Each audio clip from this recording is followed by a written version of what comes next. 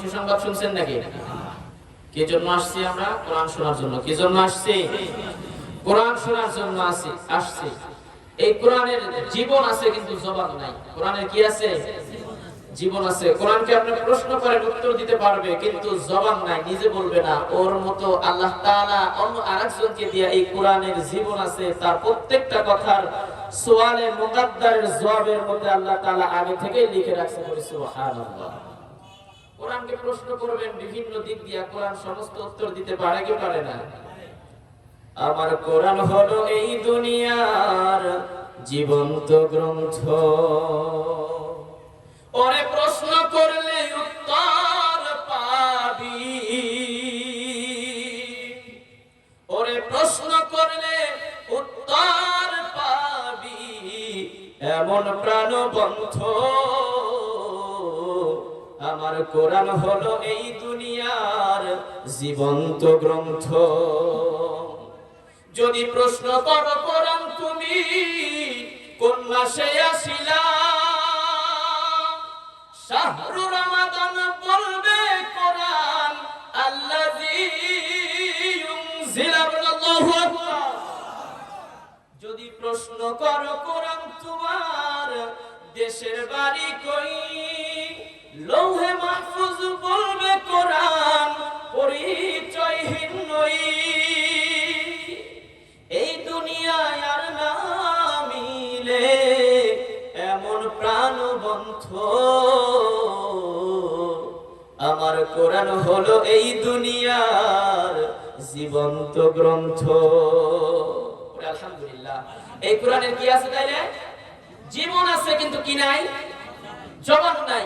এখন যদি জীবন থাকতো আর সাথে জবান থাকতো, এই হুজুরকে সেই মাগুরা থেকে আসতে হইতো না, বা ঢাকা সেই গাজীপুর থেকে আসতে হইতো না। আমাদের প্রধান বক্তা আজকে মাওলানা শহীদুল ইসলাম সিদ্দিকী সাহেব সেই বরিশাল থেকে আসতে হইতো না। কোরআনকে মাইকের সামনে ধরতেন আর বয়ান করতেন, আর আমরা সবাই শুনতাম। কথা বলেন ঠিক কিনা?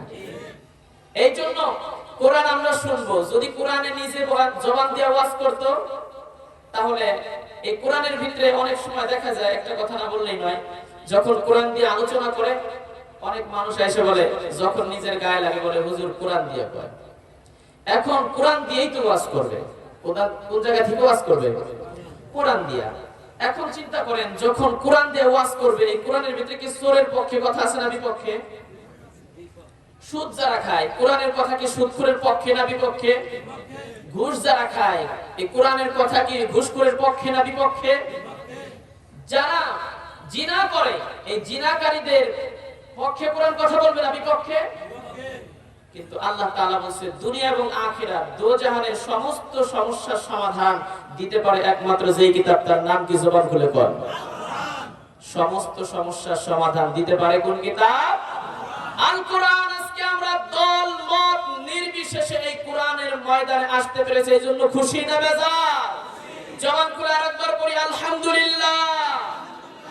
যদি এই কোরআন থেকে কথা বলতে যায় আমার নিজের গায়ে লাগে, মুখ কালো করার কোনো সুযোগ আছে? যদি আমার দলের বিরুদ্ধে যায় মুখ কালো করার সুযোগ আছে? নাই। যদি মুখ কালো হয় বুঝতে হবে বাজান আমার নিজের রোগ, কাজেই কোরআনের দোষ দিয়া কোনো লাভ নাই। আল্লাহ তাআলা তো নিজেই বলছে, ওয়া নুনাজ্জিলু মিনাল কুরআনি মা হুয়া শিফাউ ওয়া রাহমাতুল লিল মুমিনিন। করি সুবহানাল্লাহ। এই কোরআন হলো সমস্ত রোগের প্রতিষেধক। এই সমস্ত রোগের ওষুধ কি? কোরআন। এটা শুধু ওই যে জ্বর ঠান্ডা সর্দি এগুলো বুঝতে হবে না। রূহের রোগের ঔষধ আছে কোথায়? কোরআনে। এখন এটা আল্লাহ তাআলা শেষে বলে দিয়েছে, এই ওষুধ কাজে লাগবে কার? মুমিনদের। কার বলেন? কিন্তু যারা হবে উলাইকা হুমুল খাসিরুন। এই কোরআন যখন ওই বাতিল পন্থার লোকেরা শুনবে, তখন ওদের রিঅ্যাকশন করবে, অ্যাকশন করবে না। কি করবে? রিঅ্যাকশন করবে। এই জন্য প্রিয় হাজিরিন, আমরা দুনিয়াতে মানুষ বসবাস করি, সবাই আমরা সফলতা হতে চাই, সফল কাম হতে চাই, কিন্তু আমরা কি সবাই সফলতা অর্জন করতে পারতেছি? কিন্তু সফল হওয়ার জন্য আমরা কিন্তু সময় ব্যয় করতেছি, টাকা ব্যয় করতেছি, যত প্রকারের চেষ্টা প্রচেষ্টা আছে আমরা কিন্তু সফলতা অর্জন করার জন্যই চেষ্টা করতেছি। কথা বলেন ঠিক কিনা? কিন্তু আল্লাহ পাক রব্বুল আলামিন বলেন, মানুষ ক্ষতির ভিতরে কিন্তু চার শ্রেণী মানুষ ব্যতীত। কয় শ্রেণী মানুষ ব্যতীত? এই সূরাটা সম্পর্কে তাফসীর ইবনে কাসিরের মধ্যে ইমাম শাফি রাহমাতুল্লাহি আলাইহি বলেছেন, এই সূরাতুল আসরের মধ্যে যে কথাগুলি বলা হয়েছে, যদি কোনো মানুষের জীবনে এই চারটি কাজ বাস্তবায়ন করতে পারে, ওই ব্যক্তিকে নাজাত দেয়া, জান্নাতে নেওয়ার জন্য এই সূরাটাই যথেষ্ট করে। সুবহানাল্লাহ। এখন এই সূরাটা আমাদের জীবনে চারটা কথা এখানে বলা হয়েছে, চারটা পূর্ণাঙ্গ থাকতে হবে, আংশিক থাকলে হবে না। এই জন্য প্রিয় হাজিরিন, আমি কথা বেশি লম্বা করব না, সংক্ষিপ্তের ভিতরেই বলি। আমি যে সূরাটা তেলাওয়াত করেছি, আল্লাহ রাব্বুল ইজ্জত ওয়া জালাল বলেন ওয়াল আসর, সময়ের কসম, মহাকালের কসম। কোন কালের? মহাকালের কসম বা সময়ের কসম। ইন্নাল ইনসানা লাফি খুসর, নিশ্চয়ই মানুষ ক্ষতির মধ্যে নিমজ্জিত। মানুষ কোথায় নিমজ্জিত? ক্ষতির মধ্যে। নিশ্চয়ই মানুষ ক্ষতির মধ্যে নিমজ্জিত, কিন্তু ওই লোকেরা ছাড়া। এবার আল্লাহ তাআলার কাছে যদি প্রশ্ন করেন, আল্লাহ ওই লোক কারা? রব্বুল ইজ্জত ওয়া জালাল তার পবিত্র কোরআনুল কারীমের মধ্যে সুন্দর করে সে কথা জানিয়ে দিয়েছে, ইন্নাল্লাযীনা আমানু ওয়া আমিলুস সালিহাতি ওয়া তাওয়াসাউ বিল হাক্কি ওয়া তাওয়াসাউ বিস সাবর। জবান খুলে পড়ি সুবহানাল্লাহ।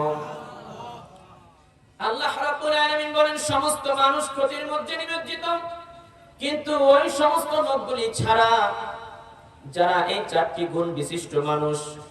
রব্বুল আলামিন বলেন, এক নম্বর গুণ হলো যারা আল্লাহ পাক রব্বুল আলামিনের উপরে ঈমান আনছে। এক নম্বর গুণ কি? কথা বুঝতেছেন তো? তাহলে জবান খুলে বলেন না কেন? এক নম্বর গুণ কি? আল্লাহর উপরে ঈমান এনেছে। আল্লাহ পাক রব্বুল ইজ্জত ওয়া জালালের উপরে যারা ঈমান এনেছে, আল্লাহ রাব্বুল আলামিন বলেন এক নম্বর গুণ হলো যারা আল্লাহর উপরে ঈমান এনেছে। দুই নম্বর গুণ হলো যারা আমলে সালেহ করেছে। তিন নম্বর গুণ হলো যে নিজে হকের উপরে চলে বা হকের কথা বলে। এবং চার নম্বর গুণ হলো যে নিজে সবর ইখতিয়ার করে এবং সবরের কথা মানুষের কাছে প্রচার করে। এই চার গুণ বিশিষ্ট মানুষ যারা, সমস্ত ক্ষতি থেকে সফলতার পথে কেবলমাত্র তারা। বলি সুবহানাল্লাহ। এখন এইখানে যারা আসছেন, আল্লাহরে বিশ্বাস করেন না এমন লোক আছেন নাকি কেউ? আমরা সবাই দল মত নির্বিশেষে আল্লাহকে বিশ্বাস করি কি করি না? আল্লাহ একজন, কন্ত আল্লাহ একজন, এই কথার ভিতরে আমরা কারো কোনো দ্বিধা নাই, আছে নাকি?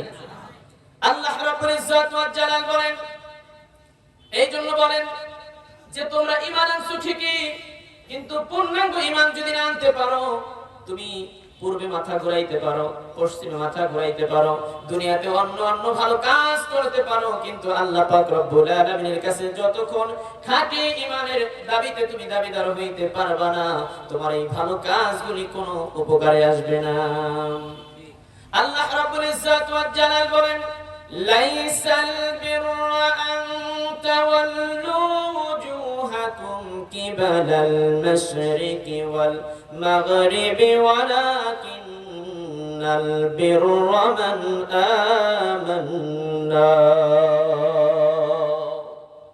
আল্লাহ রাব্বুল ইজ্জত ওয়া জালাল বলেন, তুমি পূর্বে পশ্চিমে মাথা ঘোরাও বা সামান্যতম কিছু ভালো কাজ করে যদি বলো আমি সাফল্যমণ্ডিত হতে চাই, কিন্তু ঈমানের দাবিতে তুমি যদি সঠিক দাবিদার হতে না পারো, জেনে রেখো এই ভালো কাজ তোমাকে কখনোই সাফল্যমণ্ডিত করতে পারবে না। এক নম্বর বিষয় কি তাহলে? কথা বলেন, ঈমানের দাবিতে কি হতে হবে? সত্যিকার ঈমানের দাবিতে দাবিদার হতে হবে। আমরা এখন আছি মৌখিক ঈমানদার। কথা বুঝতেছেন না? ঘুমায় গেছেন নাকি আপনারা? একটু জিকির করেন তো জোরে, লা ইলাহা ইল্লাল্লাহ, লা ইলাহা ইল্লাল্লাহ, লা ইলাহা ইল্লাল্লাহ, লা ইলাহা ইল্লাল্লাহ, লা ইলাহা ইল্লাল্লাহ মুহাম্মাদুর রাসূলুল্লাহ সাল্লাল্লাহু আলাইহি ওয়াসাল্লাম। এখন আল্লাহ তাআলা বলেন, এক নাম্বার কথা হলো ঈমানের দাবিতে তোমাদেরকে পূর্ণাঙ্গ দাবিদার হইতে হবে। এখন ঈমান কাকে বলে? শুধু আল্লাহর বিশ্বাস করলেই কি পূর্ণাঙ্গ ঈমানদার হওয়া যায়? আল্লাহ রাব্বুল ইজ্জত ওয়াল জালাল বলেন শুধু আমাকে বিশ্বাস করলাম, অন্য সাবজেক্টের উপরে যদি তোমার ঈমান প্রখর না হয়, সঠিকভাবে না থাকে, শুধু আল্লাহ একজন আছে এই কথা যেমন আমরা স্বীকার করলাম, ওই ফেরাউনও জানতো আল্লাহ একজন আছে। কথা বলেন ঠিক কিনা?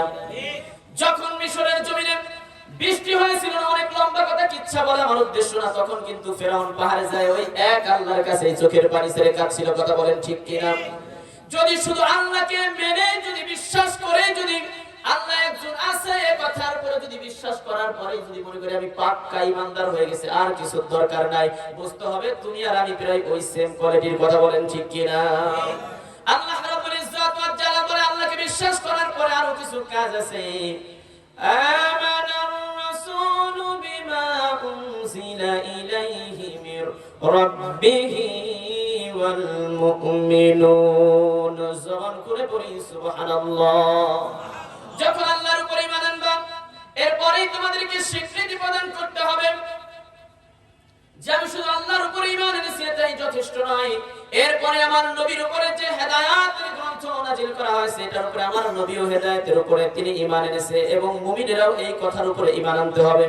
এই কথার উপরে ঈমান আনবে কারা? মুমিনেরা। কথা বলেন কারা? মুমিনেরা আল্লাহর নবীর উপরে ঈমান আনতে হবে, এমনকি ওই নবীর উপরে যে কিতাব নাযিল করা হয়েছে এটার উপরে ঈমান আনতে হবে। এখানে সীমাবদ্ধ থাকলে হবে না, আল্লাহ তাআলা আরো কিছু কথা বলতেছেন, আরো ঈমান আনতে হবে। কুল্লুন আমানা বিল্লাহি ওয়া মালাইকাতিহি ওয়া কুতুবিহি ওয়া রুসুলিহি লা নুফাররিকু বাইনা আহাদিম মির রুসুলিহি। আল্লাহ রাব্বুল ইজ্জত ওয়াল জালাল বলেন এরপর আরো কিছু কথা আছে, তোমাদের আরো কিছু বিষয়ের উপর ঈমান আনতে হবে। সে বিষয় হচ্ছে তোমাদের ফেরেশতাগণের উপরে ঈমান আনতে হবে। কাদের উপর ঈমান আনতে হবে? ফেরেশতা আছে এটা আমরা বিশ্বাস করি তো সবাই। এবার বিশ্বাসটা ঠিক করেন, বিশ্বাসটা আসলে যে বিশ্বাস আমরা করি, আমাদের বিশ্বাস কি আসলে আসল বিশ্বাস না নকল বিশ্বাস? এটা আমাদেরকে ঠিক করতে হবে। ফেরেশতা আছে কথা শুধু আপনি আমি মুসলমান হিসেবে বিশ্বাস করি তা নয়। ফেরেশতা আছে কথা ইহুদিরা বিশ্বাস করে, ফেরেশতা আছে কথা নাসারারা বিশ্বাস করে। এমনকি আল্লাহ রাব্বুল ইজ্জত ওয়াল জালাল সূরাতুন নাজমের 27 নম্বর আয়াতের মধ্যে বলেন যারা আখিরাতকে বিশ্বাস করে না ওরাও বিশ্বাস করে ফেরেশতা আছে।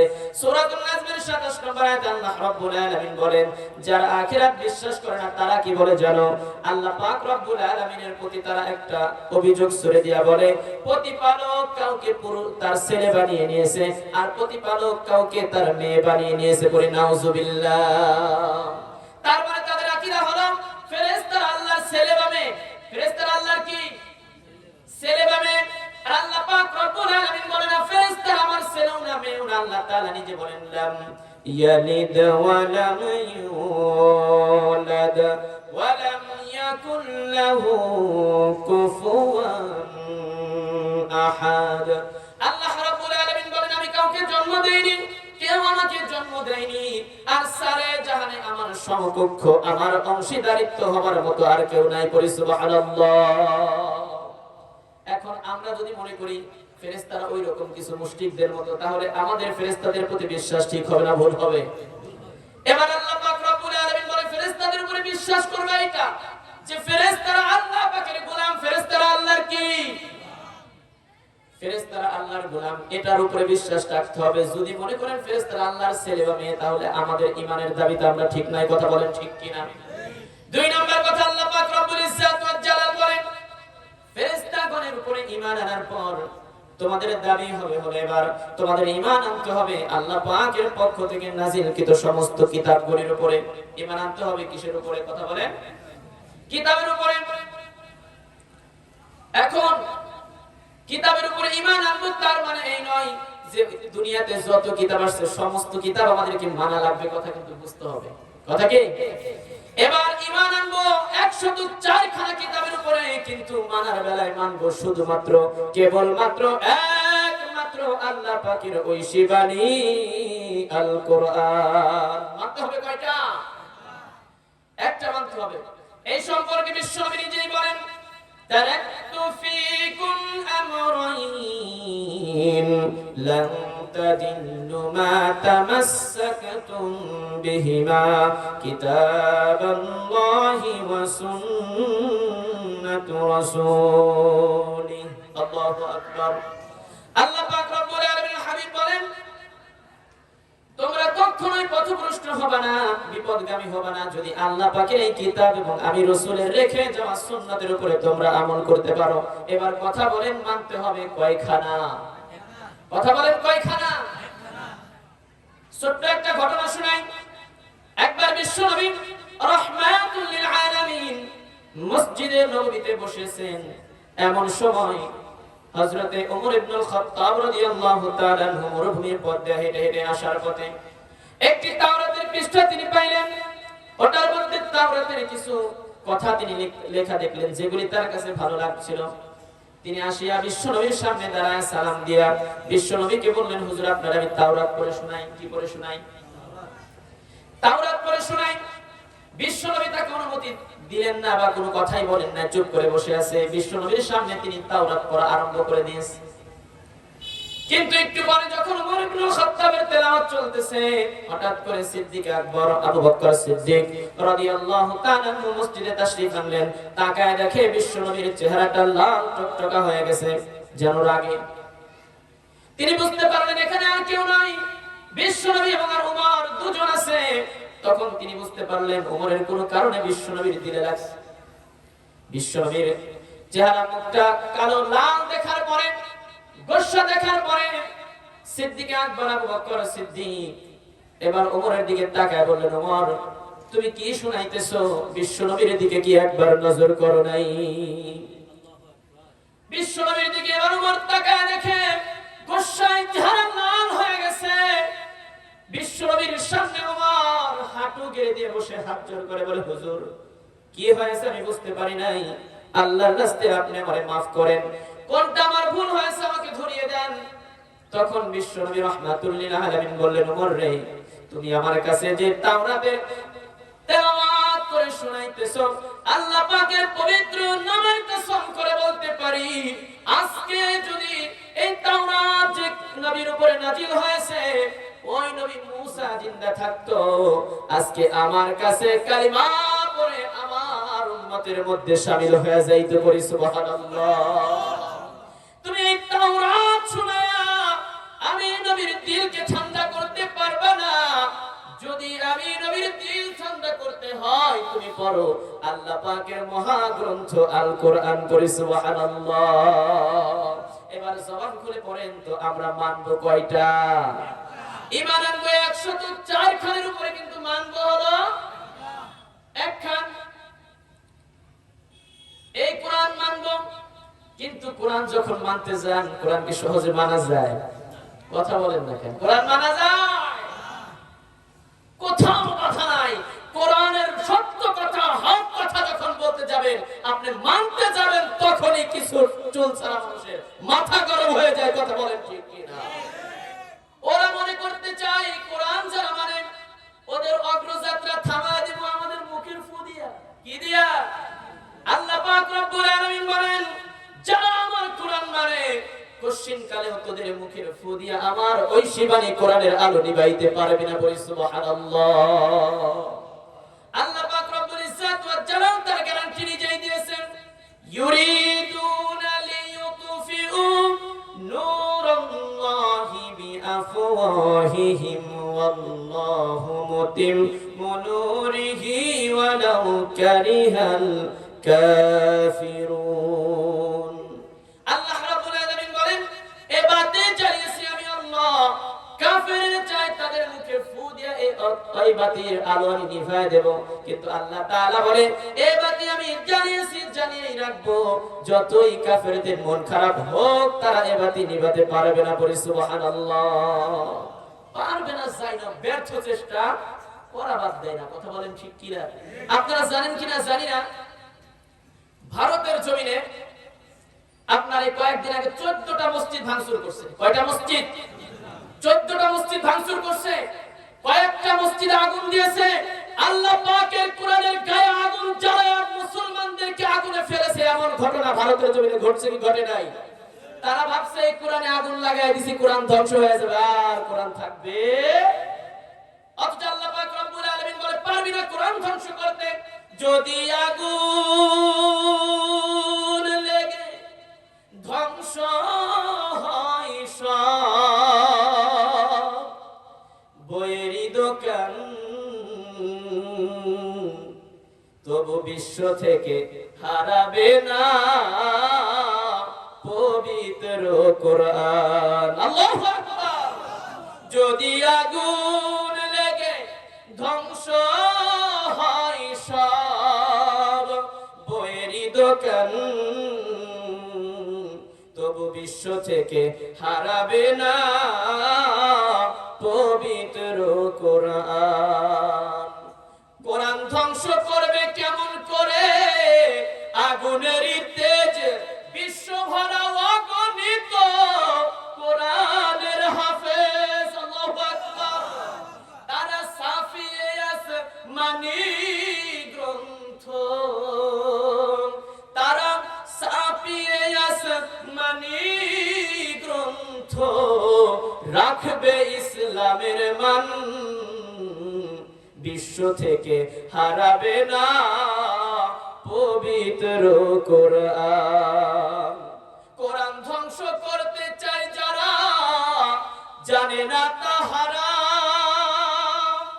কোরআনেরই প্রতি সাফা ফেরেশতারা দিচ্ছে যে পাহারা। আল্লাহু আকবার। এ যে আমার নবীর সাধনার ধন, এ যে আমার নবীর সাধনার ধন, সাধক কই আল্লাহরই দান, বিশ্ব থেকে হারাবে না পবিত্র কোরআন।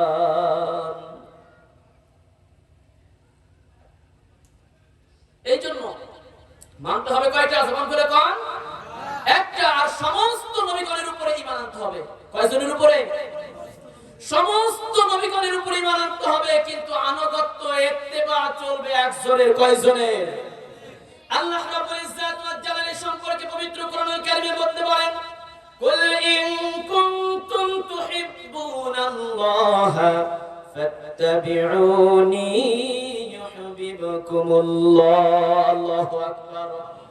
একবার সংক্ষিপ্ত কথা বলি, আল্লাহ পাক রব্বুল আলামিন বলে তোমরা যারা আল্লাহ পাক রব্বুল আলামিনকে ভালোবাসতে চাও তারা আমার নবীর ইত্তেবা করো, অন্য কারো নয়। কথা বলেন ঠিক কি না? এই জন্য প্রিয় হাজিরিন, ইত্তেবা হবে শুধু বিশ্ব নবীর। আর এরপরে আল্লাহ পাক রব্বুল আলামিন বলে তারা কোন নবীদের মধ্যে পার্থক্য করে না। আমি কিন্তু ঈমান বুঝাইতেছি। কি বুঝাইতেছি?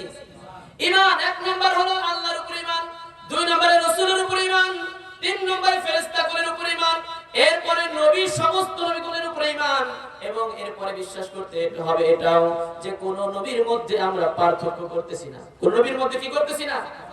পার্থক্য করতেছি না।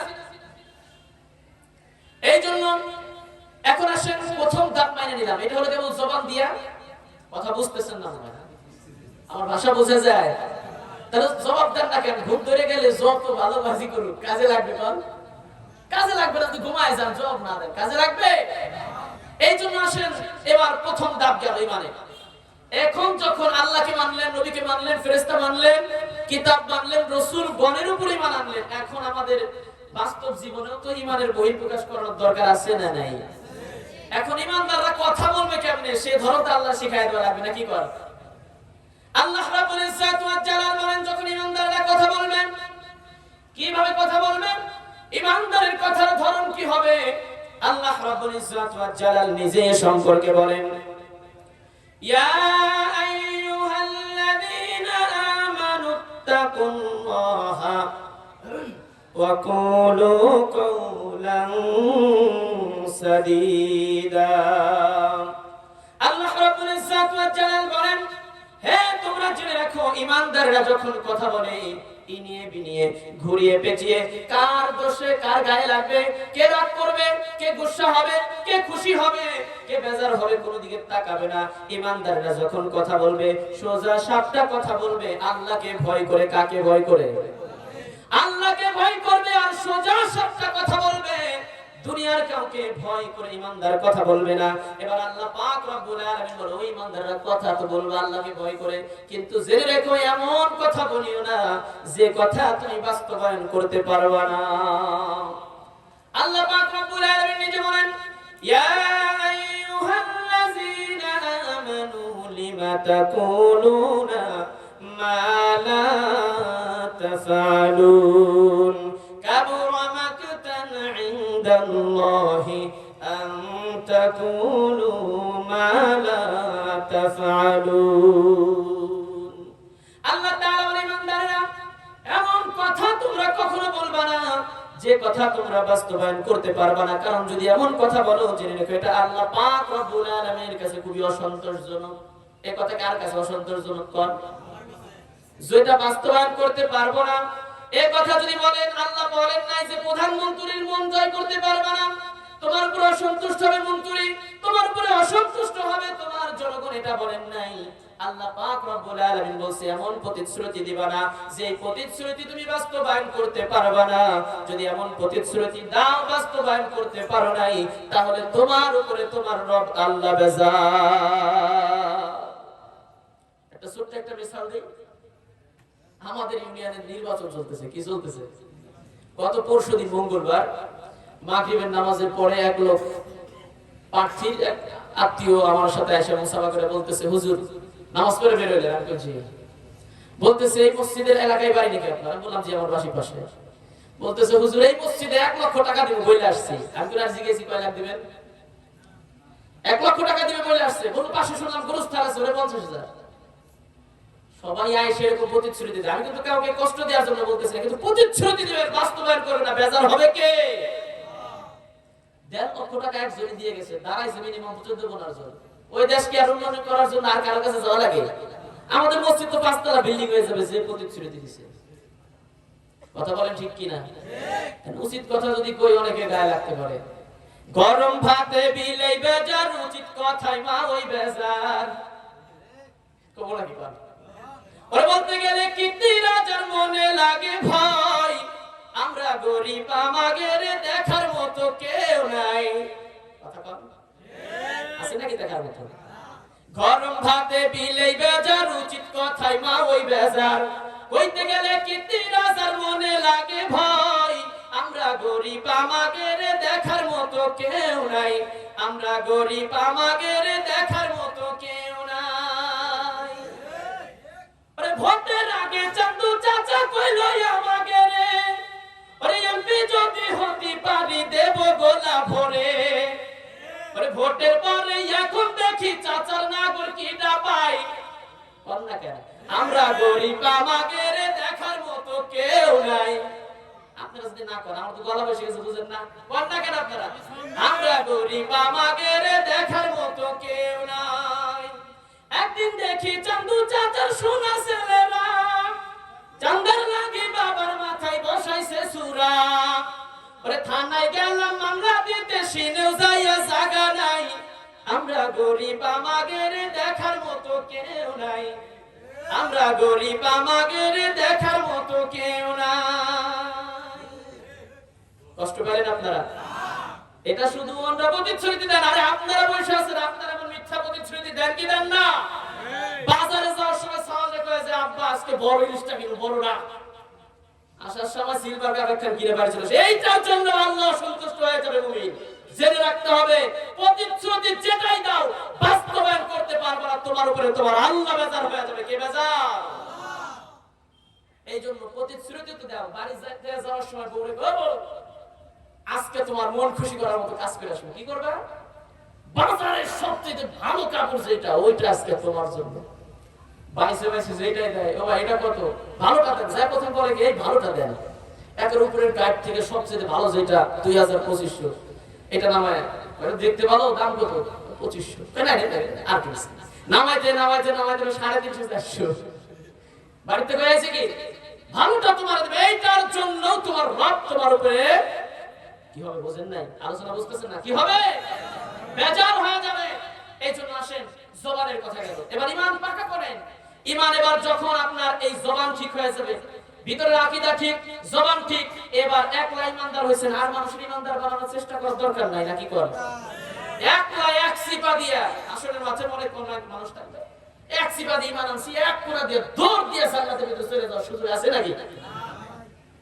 আপনি একা ইমান আনছেন, ইমানের কথা মানুষকে বলেন নাই, কোশ্চিন কালো আপনার এই ইমান দিয়া জান্নাতে যাওয়া সম্ভব হবে না, কথা বলেন ঠিক কিনা?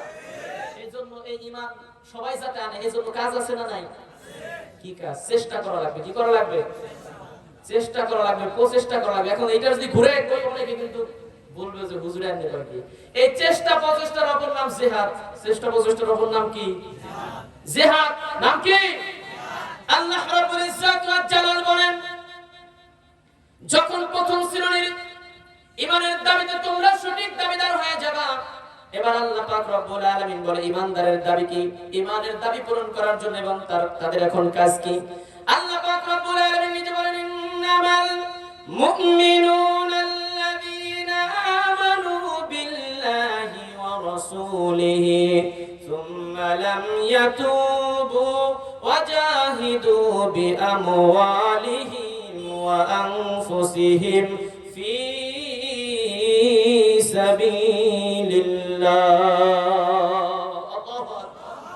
আল্লাহ রাব্বুল ইজ্জত ওয়া জালাল বলেন, এখন ঈমান জানছো, এবার তাদের ঈমানের দাবি বাস্তবায়ন করার জন্য তোমাদেরকে আল্লাহর রাস্তায় সংগ্রাম করতে হবে। কি করতে হবে?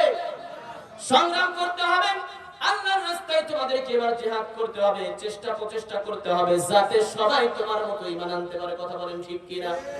এইজন্য আল্লাহ পাক রব্বুল আলামিন বলে, তোমার জান যাইতে পারে, তোমার মাল যাইতে পারেন, এই সব কিছু দিয়ে যদি আল্লাহর রাহে তুমি জিহাদ করতে পারো, আল্লাহ পাক রব্বুল আলামিন আপনার আমার সম্পর্কে তাহলে বলতেছেন, উলাইকা হুমুস সাদিকুন। জবান খুলে পড়ি আল্লাহু আকবার। আল্লাহ পাক রব্বুল আলামিন বলে, ইমানের পরে দ্বীন কায়েমের জন্য যখন জমিনে সংগ্রাম করতে পারবা, মেহনত করতে পারবা, আল্লাহ পাক রব্বুল আলামিন বলে তোমরাই কেবলমাত্র শুধুমাত্র একমাত্র ঈমানের দাবিতে সচ্চা ঈমানদার। পড়ি সুবহানাল্লাহ।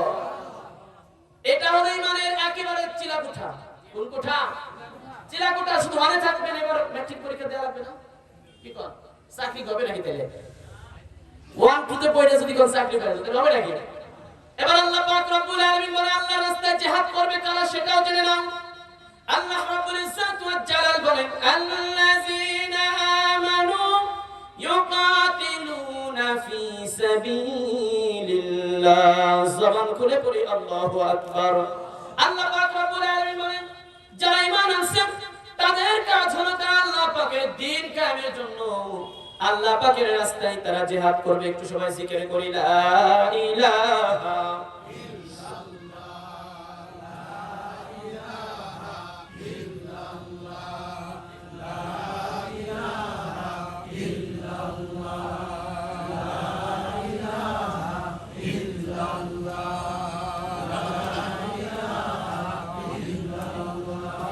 লা ইলাহা ইল্লাল্লাহ মুহাম্মাদুর রাসূলুল্লাহ। আল্লাহ পাক রব্বুল আলামিন বলে, যারা আল্লাহর রাস্তায়, যারা আল্লাহর উপর ঈমান আনছে, তারা আল্লাহ পাকের রাস্তায় জিহাদ করে। আর আল্লাহ পাক রব্বুল আলামিন বলে, যারা আল্লাহর উপর ঈমান আনে নাই তারাও জিহাদ করে। তারা কার রাস্তায় জিহাদ করে? আল্লাহ তাআলা নিজেই বলেন, ওয়াল্লাযীনা কাফারু ইউকাতিলুনা ফি সাবিলিহিত তাগুত। আল্লাহ পাক রব্বুল আলামিন বলেন, যারা কাফের তারা জিহাদ করে তাগুতের মত আদর্শ বাস্তবায়ন করার জন্য। কার মত আদর্শ? তাগুতের মত আদর্শ বাস্তবায়ন করার জন্য জিহাদ করে। আল্লাহ পাক রব্বুল আলামিন বলেন, ফাকাতিলু আউলিয়া আশ-শাইতান। আর মুমিনেরা জেনে রাখো, এরা হলো শয়তানের অনুসারী, এদের সঙ্গে তোমাদের জিহাদ সংগ্রাম চালিয়ে যাইতে হবে। কথা বলেন ঠিক কিনা? এ মুসলমান, ঈমান তাজা করতে হবে। যখনই আমার ইসলামের বিরুদ্ধে কথা বলবে, আমার নবীর বিরুদ্ধে কথা বলবে, আমার কোরআনের বিরুদ্ধে কথা বলবে, আমার বাপও যদি বলে, তাদের বিরুদ্ধে বলিষ্ঠ কণ্ঠে উচ্চ আওয়াজে প্রতিবাদ করার দরকার আছে না নাই? তুমি ক্ষমতা আছে দেখা, যখন তোমার ক্ষমতা আছে তুমি বলবে রাষ্ট্র ধর্ম ইসলাম বাদ দিয়ে দেবো, তোমার বাপের ধর্ম। কথা বলেন। কলিজার দাবি রাষ্ট্র ধর্ম ইসলাম বাদ দিতে দেয়া যাবে না, কথা বলেন ঠিক কিনা? ক্ষমতা পাইছো দেখা বাহাদুরি করো, জেনে রাখো ফেরাউন তোমার চাইতে কোন ক্ষমতাধর ছিল না, ইসলামের বিরোধিতা করছে, নদী সমুদ্রের পানিতে চুবাইয়া বেইজ্জতি করে দুনিয়া থেকে বিদায় দিছে। নমরুদ তোমার চাইতে কম ক্ষমতাবান ছিল না, ইসলামের বিরোধিতা করেছে, ল্যাংড়া মশা নাকের মধ্যে মাথার মধ্যে ঢুকাইয়া জুতা দিয়া বাইরাইয়া দুনিয়া থেকে বিদায় করেছে, কথা বলেন ঠিক কিনা? ক্ষমতার অপব্যবহার যারা করেছে সবাই সারিয়া আমার মাওলাই ধরেছে। কে ধরছে? ক্ষমতার অপব্যবহার যারা করেছে সবাই সারিয়া আমার মাওলাই ধরেছে। নমরুদ ফেরাউন হামান ওদের মাটি লাগায়নি কামান, কথা বলেন ঠিক কিনা? নমরুদ ফেরাউন হামান ওদের মাটি লাগায়নি কামান, ফেরাউনকে নীল দরিয়ায় চুবাইয়া মাইরাছে, সবাই সারিয়া আমার মাওলাই ধরেছে। নমরুদের ছিল কত আশা, নাকে ঢুকছে প্যারালাইসিস মশা। কে ঢুকছে? আরে সুস্থ না, অসুস্থ মশা। কি মশা? নমরুদের ছিল কত আশা, নাকে ঢুকছে প্যারালাইসিস মশা। জুতার বাড়ি খাইয়া শেষে, জুতার বাড়ি খাইয়া শেষে বিদায় হইয়াছে, সবাই সারিয়া আমার মাওলাই ধরেছে। এই জন্য ইমানের দাবিতে যদি সত্যিকারের দাবিদার হতে হয়, আল্লাহ পাকের জমিনে আল্লাহ পাকের দ্বীন কায়েমের জন্য সংগ্রাম করতে হবে, কথা বলেন ঠিক কিনা? আল্লাহ পাক রব্বুল ইজ্জত ওয়াল জালাল বলেন, যারা ইসলামের জন্য সংগ্রাম করেন তাদেরকে সাহায্য আল্লাহ পাক রব্বুল আলামিন নিজে করেন। কে করেন? আল্লাহ রব্বুল ইজ্জত ওয়াল জালাল বলেন, ওয়ালা তাহিনু ওয়ালা তাহজানু ওয়া আনতুমুল আ'লাউনা ইন কুনতুম মুমিনিন। জবান খুলে পড়ি সুবহানাল্লাহ। আল্লাহ রাব্বুল ইজ্জত ওয়াল জালাল বলে, তোমাদের ভয় নাই, তোমাদের চিন্তা নাই, তোমরা যদি মুমিন হও তোমাদের জন্য সাহায্য করা আমি আল্লাহ পাকের জন্য ওয়াজিব হয়ে যায়। পড়ি সুবহানাল্লাহ। এই জন্য ছোট্ট একটি ঘটনা শোনাবো। আল্লাহ পাক রব্বুল ইজ্জত ওয়াল জালালের জমিনে যারা দ্বীন কায়েমের জন্য চেষ্টা করে, আল্লাহ পাক রব্বুল আলামিন সমস্ত মাখলুকগুলি পর্যন্ত তাদের আনুগত্য বানায় দেয়। পড়ি সুবহানাল্লাহ। হযরত সাদ বিন আবি ওয়াক্কাস রাদিয়াল্লাহু তাআলা আনহু আফ্রিকার ভূখণ্ডে কালিমার পতাকা উড্ডীন করার জন্য তিনি রওনা হলেন। সঙ্গে তার ৭০,০০০ সৈন্য। কত হাজার সৈন্য? ৭০,০০০ সৈন্য নিয়ে আফ্রিকার ভূখণ্ডে কালিমার পতাকা উড্ডীন করার জন্য আল্লাহ পাক রব্বুল আলামিনের বান্দা বিশ্ব নবীর সাহাবী সাদ বিন আবি ওয়াক্কাস রওনা হয়ে গেলেন। কিন্তু যখন দাজলা নদীর কিনারে আসলেন, তাকে দেখে নদী আছে পানি দেওয়ার মতো কোনো বাহন নাই। নদী আছে পানি দেওয়ার মতো কি নাই? বাহন নাই। আল্লাহ পাক রব্বুল আলামিনের বান্দা মর্দে মুজাহিদ বিশ্ব নবীর সাহাবী হযরতে সাদ বিন আবি ওয়াক্কাস বললেন, হে নবীর সাহাবীরা, তোমরা কি চাও কালিমার পতাকা পর্যন্তই সীমাবদ্ধ থাক, নাকি চাও যে কালিমার পতাকা আফ্রিকার ভূখণ্ডে ফটফট করে উড়ুক, আর তারাও এই আফ্রিকার জংলা মানুষগুলিও কালিমার ছায়াতলে এসে সোনার মানুষে পরিণত হয়? এই জন্য প্যারা হাজিরিন, যখন তিনি দাজলা নদী পাড়ি দিতে গিয়েছিলেন, সাথে তার কত লোক? ৭০,০০০ লোক। কিন্তু যখন পাড়ি দিবেন কোনো নদী নাই, নদী আছে নৌকা নাই। এবার তিনি তার সাথীদেরকে বললেন, ও আমার সাথীরা, যদি ওপারে তোমরা যাইতে চাও, আমাদের কাছে কোনো নৌকা নাই, কারণ যদি পাড়ি দিতে হয় এই নদী এবার সাঁতরিয়েই পাড়ি দিতে হবে। পড়ি আল্লাহু আকবার। খরস্রোতা দাজলা নদী ছোট মোটো কোনো নদী নাই, বিশাল নদী। ৭০,০০০ সৈন্য নিয়ে সাদ বিন আবি ওয়াক্কাস রাদিয়াল্লাহু তাআলা আনহু যখন পাড়ি দেওয়ার জন্য নদীতে নেমে গেলেন, আর বললেন, তোমরা আল্লাহ পাক রব্বুল আলামিনের উপরে ভরসা করে নদীতে ঝাঁপিয়ে পড়ো, কারণ নদীর পানির ক্ষমতা নাই মুজাহিদদের কোন জিনিস তারা গ্রাস করতে পারে। পড়ি সুবহানাল্লাহ। ৭০,০০০ সাথী নিয়ে আবার পাড়ি দেওয়া চলে গেলেন। এবার পাড়ি দেওয়া পার যাওয়ার পর সাদ বিন আবি ওয়াক্কাস রাদিয়াল্লাহু তাআলা আনহু তার সাহাবীদের দিকে, মুজাহিদদের দিকে মুখ করে বলতেছেন, ও নবীর সাহাবীরা, ও মুজাহিদরা, তোমরা এবার তোমাদের ডানে তাকাও। তোমরা তোমাদের ভাবে তাকাও, তোমরা তোমাদের পিছনের সামনে সব দিকে তাকায়া তোমরা দেখো তোমাদের মধ্যে কোন সাথী হারিয়ে গেল কিনা। এবার সাহাবারা তাদের ডানে বামে সামনে পিছনে লক্ষ্য করে বলে, আমির, একটা মানুষ তো দূরের কথা, আমাদের সঙ্গে কোন একটা ঘোড়া পর্যন্ত হারায় যায় নাই। বলি সুবহানাল্লাহ। হঠাৎ করে একজন মুজাহিদ হাত উঁচু করে বলতেছে, আমির, আমার একটা পানি পান করার পেয়ালা ছিল, যেটা দিয়ে আমি পানি পান করতাম, ওইটা আমি পাইতেছি না। এবার সাদ বিন আবি ওয়াক্কাস আসমানের দিকে আঙ্গুল উঠায়া রব্বে কারীমের পবিত্র নামের কসম কেটে বলতেছে, আমি আল্লাহ পাকের কসম করে বলতে পারি, মুজাহিদের কোন জিনিস নদীর পানির ক্ষমতা নাই সেটা গ্রাস করতে পারে। পড়ি সুবহানাল্লাহ। মারতে মুজাহিদ, আমিরুল মুজাহিদিন সাদ বিন আবি ওয়াক্কাস ৭০,০০০ আমির, যখন আল্লাহ পাকের কসম করে তিনি তখন বললেন, বলতে দেরি আছে, নদীর একটা প্রচন্ড ঢেউ ওই পানির বাটিটাকে ডাঙায় পৌঁছাতে দেরি করে নাই। পড়ি সুবহানাল্লাহ। ও মুসলমান, তোমরা তো সেই জাতি, যদি ইমানের দাবিতে সঠিক দাবিদার হয়া, খাঁটি মুমিন হয়া তোমরা যদি দিন কায়েমের জন্য নদীতে ঝাঁপিয়ে পড়ো, তোমাদের এক গাছ সুতা পর্যন্ত নদীর পানি গ্রাস করতে পারে নাই। পড়ি সুবহানাল্লাহ। এই জন্য প্যারা হাজির, এক নম্বর দাবি কি? ইমানের দাবিতে কি হতে হবে? সত্যিকারের দাবিদার হতে হবে। নামের দাবিদারের, ইমানদারের ৪ পয়সা দাম আল্লাহ তাআলার কাছে নাই। এই জন্য প্যারা হাজিরিন, এই পর্যন্ত যতটুকু কথা বললাম, আমি ছোট মানুষ, ভুল হতে পারে, আপনাদের কাছে আমি ক্ষমা চাই। যদি কোনো কথা ভুল হয় আপনারা আল্লাহর কাছে মাফ করবেন, আর আল্লাহ তাআলার কাছে দোয়া করবেন, আল্লাহ তাআলা যেন দ্বীনের সহি কথাগুলি আল্লাহ তাআলার বান্দাদের মাঝে শুনিয়ে এবং নিজে আমল করে খাঁটি মানুষ হয়ে কবরে যাইতে পারি। আল্লাহ তাআলা যেন আমাদের সকলকে সেই তৌফিক দান করেন। সকলে করে আমিন। ওয়া আখিরি দাওয়ানা আলহামদুলিল্লাহি রাব্বিল আলামিন। আসসালামু আলাইকুম ওয়া রাহমাতুল্লাহ।